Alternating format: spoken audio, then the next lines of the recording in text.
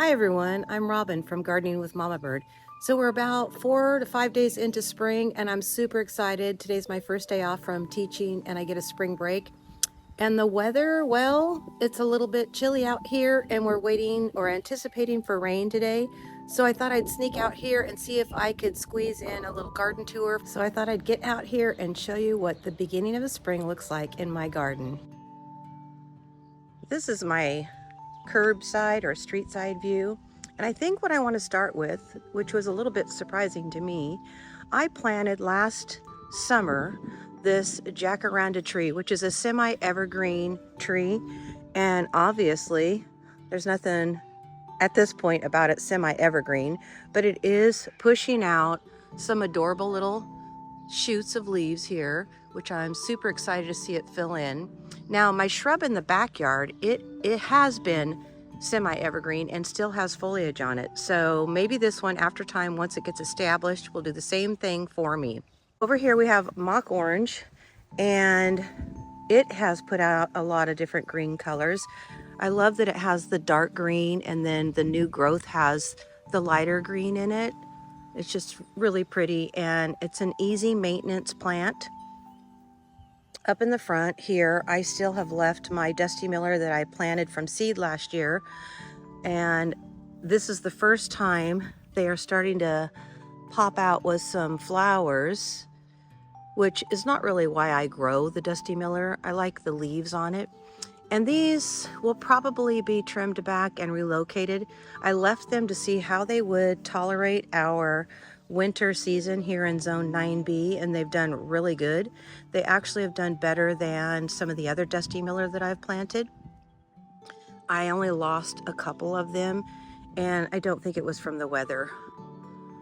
Up here is the little tree I tried to save during the winter when it was blown down.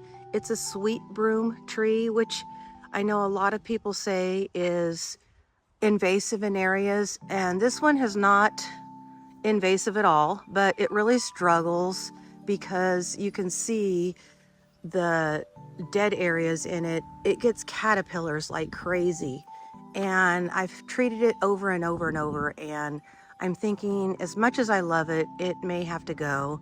So I'm looking for something new to replace it, but I'm not sure what that might be. I have to find something that I fall in love with. Along the borders here, I had planted alyssum all the way around. Well, the alyssum that I planted in the spring of last year, it died out, so I tore it out. Interesting enough, I planted this row in the fall. It has weathered over fabulously through the winter and still looks wonderful. So I'm super pleased. I've never tried the difference of planting in the spring or planting towards late summer, early fall to see how they weather over. Under the tree, these are Ice King daffodils. And I just fell in love with those because of the little fullness of all the ruffles within the bulb. And this is their second season. And I purchased those from Lowe's and I'm just enjoying those bulbs. I think they're super pretty.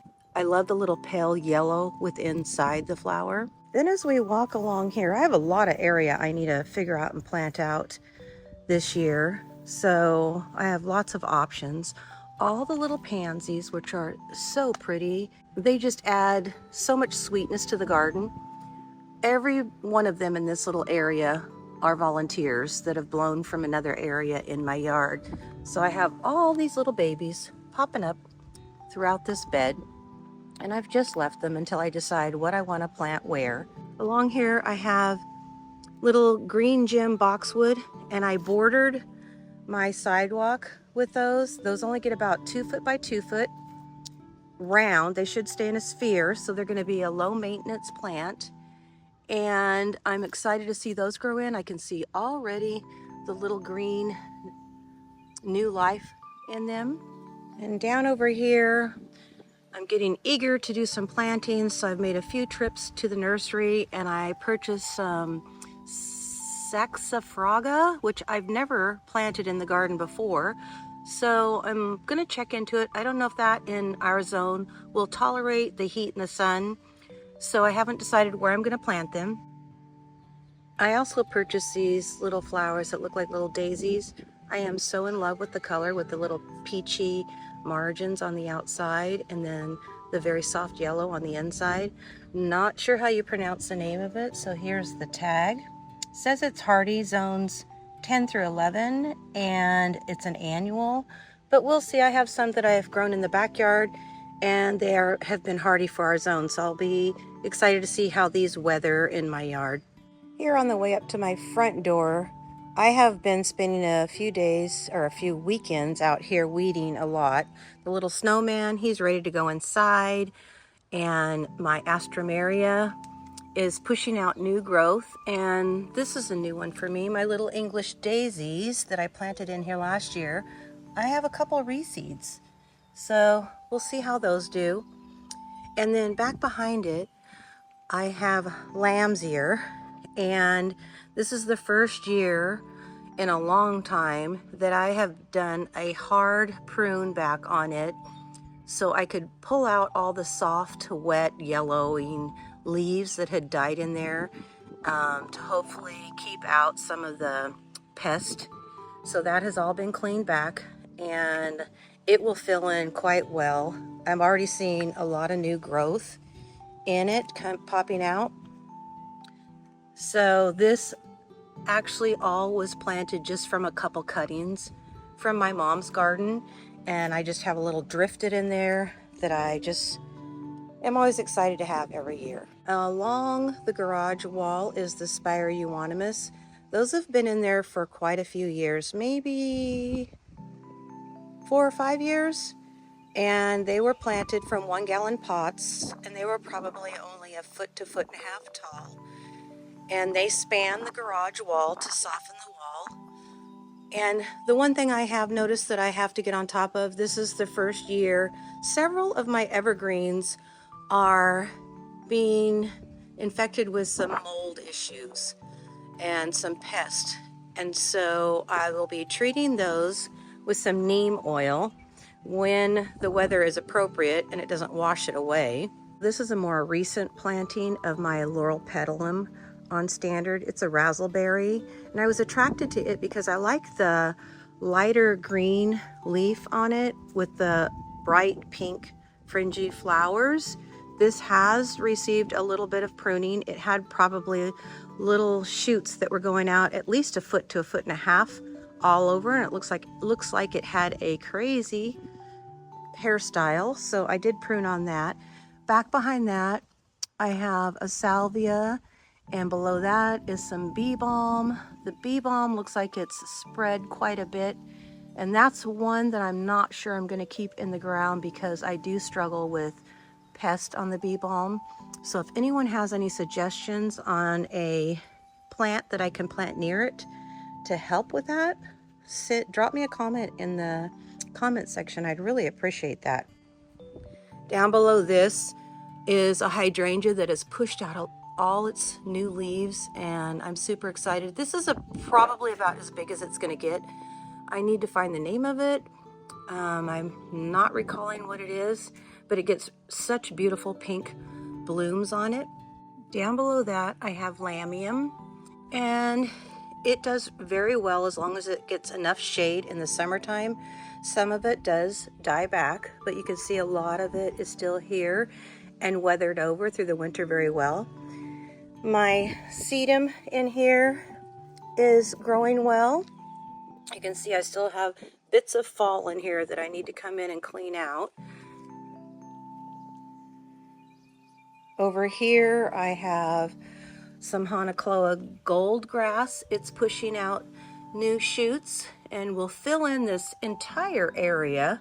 Doesn't look like much now, but it will fill in this whole area and offer some great green color variation in this area. Back in the back here is an area I've been working on, and I make some changes every now and then, but there's an evergreen fern. I like to consider evergreens when I plant ferns, so I maintain that winter interest of greenery and not everything going deciduous and dormant for the winter. Over here you can see looks like a hairy boxwood. Has a lot of beautiful new growth on it. I need to come out here and trim it so I keep its shape. It's supposed to be a spiral type thing. You can see over here, this one, you can see the shape a little bit. It was attacked by spider mites a couple seasons ago, so it's rebounding a bit, and I'm super happy about that. Along my pathway here, I planted dichondra last year, and as you can see, it gets a little floppy here. I may go through and cut all the tops off and let it replenish itself, but I think I'm more happy with the little tiny mondo grass and how well it's doing in here. So I'll probably buy some more mondo grass to plant in areas to fill in and have some evergreen, because I'm not a huge fan of having the big bark in the garden. I'd rather have it filled with ground cover and plants. And over here I have also, to try to mirror the other side, I put some sedum on each side to add that bright green chartreuse pop of color in here. And these are a little bit larger mondo grass in here. And I planted those here because the tree, the Japanese maple tree there, and the dwarf Alberta spruce provided enough shade, so it does well over in this little area. Then if I walk back here down my little path, this is the first year that I overwintered some begonias that I planted last maybe summer, and I didn't cover them. So they did get a little bit of light frost on them, but they have a little bit of protection nearby. Nothing covering from overhead. And I have already trimmed off some of the little dead branches to make them look nice and lush for the start of spring. And they're doing really well. I'm super happy with them. Back behind that, I have golf ball pittosporum. This is the first year that I'm starting to see some maybe mold issues on them. So those will get a spray of some neem oil. Back behind that, I have my Carolina jessamine vine, and it has been blooming for a long time. It actually started blooming earlier than it normally does. So I've really enjoyed the yellow flowers on those for, I want to say it's been over a month already. It's actually growing on an old patio cover that I recycled the pieces and put zip tie on. Down below that, I have my Nandina nanas. Those offer color variation throughout the seasons, and I really like those. I added a few more mondo grass tucked in different areas in here to keep some evergreen interest.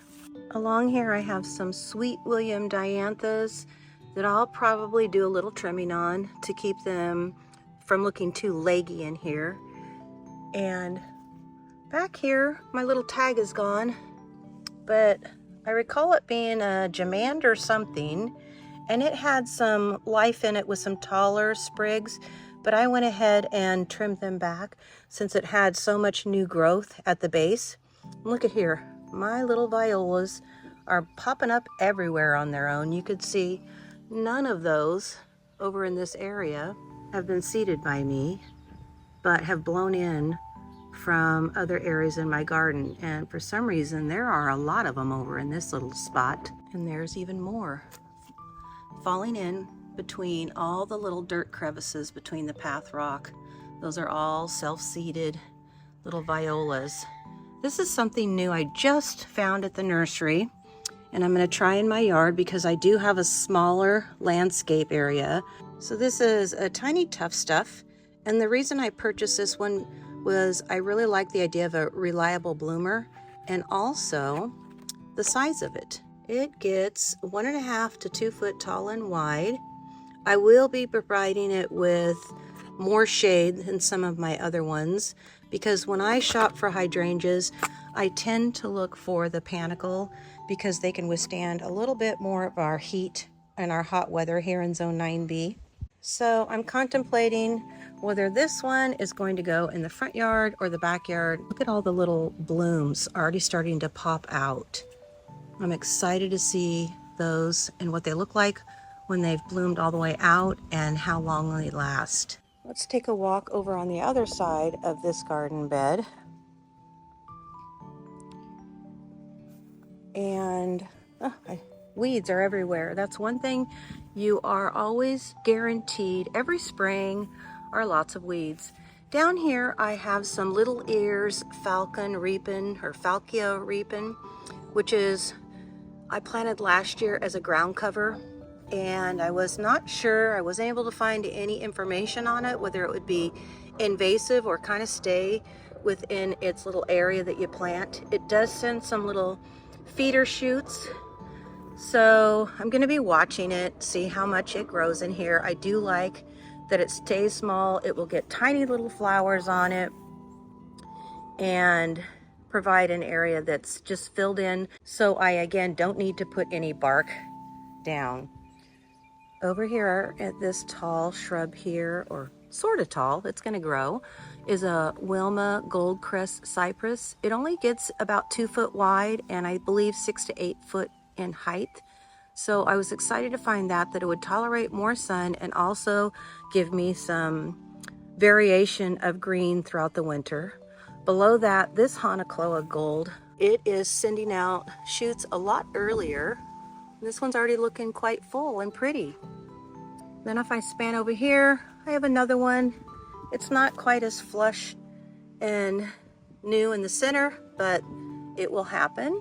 I have one back there, and then I have one in the pot here that I plan on finding a little home for soon. And then look at this, all the little baby Japanese maples that have seeded themselves. Some will go and some I may put in a pot and see if I can grow them. And I have a son who just loves collecting Japanese maples. As I span away from my little bird bath, here's another panicle hydrangea that I planted last year. This is a little lime. It's pushing out some new growth.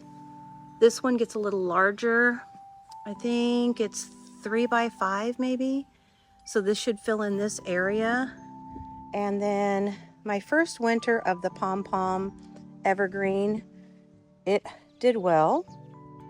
So as you can see, I have lots of space to do some plantings and come up with some projects for myself. Then I tucked in last year, late summer, some hydrangeas that are the little bobos. There's not showing any signs of new growth on them yet, but I have checked the wood. Everything is still green, so I have something to look forward to in here. And I have one more that I think I'm going to plug in an area out here, so I have my count of 3 because I like to plant in odd numbers. This is a pretty little surprise. I have never planted pansies in my yard, and this looks more pansy sized than viola. Loving the colors. Let's take a walk up here to my porch area and show you a few things that I have back in here. This is a variety of button fern. It likes its little spot there. It's done very well for me for probably 3 years. If I span over here, I have a couple boxwood topiary. Both are doing well. This one has a lot of new growth on it.